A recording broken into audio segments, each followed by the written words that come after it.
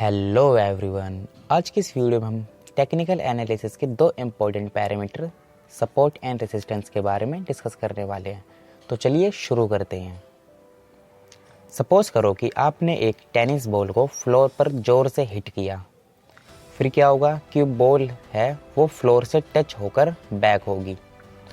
आप जितनी तेज़ी से बॉल को फ्लोर पर हिट करोगे उतनी तेज़ी से बैक होगी बॉल, क्योंकि फ्लोर जो है वो यहाँ पर सपोर्ट का काम कर रही है।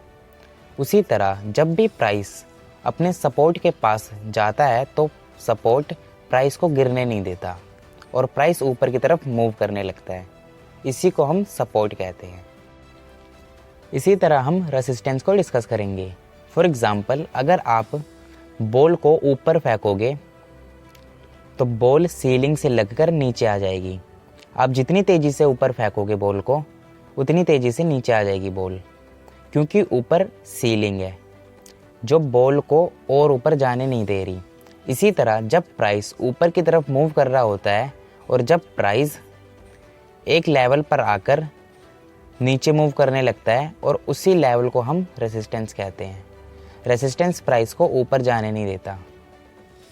जैसे कि आप एग्जाम्पल में देखेंगे कि नंबर 1 और नंबर 2 रेसिस्टेंस का काम कर रहे हैं। आप देखेंगे कि प्राइस यहाँ से ऊपर गया है पर नंबर 1 ने प्राइस को डिक्लाइन कर दिया है, प्राइस नीचे मूव करने लग गया। और जब नंबर 2 पर प्राइस गया है तो यहाँ से भी रेसिस्टेंस ने प्राइस को डिक्लाइन कर दिया, ऊपर जाने नहीं दिया है। और आप नंबर 3 को देखेंगे, यहाँ पर प्राइस सपोर्ट का काम कर रहा है। प्राइस जब भी यहाँ पर इस लेवल पर आ रहा है प्राइस यहाँ से बैक हो जा रहा है, तो ये सपोर्ट का काम कर रहा है। सपोर्ट प्राइस को नीचे गिरने नहीं देता और रेसिस्टेंस प्राइस को ऊपर जाने नहीं देता। अगले एग्जाम्पल में अगर हम देखेंगे तो प्राइस ऊपर वाली लाइन जो है रेसिस्टेंस का काम कर रही है और नीचे वाली लाइन सपोर्ट का काम कर रही है। प्राइस जब भी रेसिस्टेंस के पास आता है प्राइस यहाँ से बैक हो जाता है नीचे की तरफ। रेसिस्टेंस प्राइस को ऊपर जाने नहीं दे रहा और नीचे वाली लाइन सपोर्ट का काम कर रही है।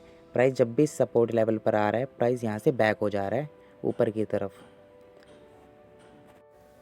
अब हम ब्रेकआउट को डिस्कस करेंगे।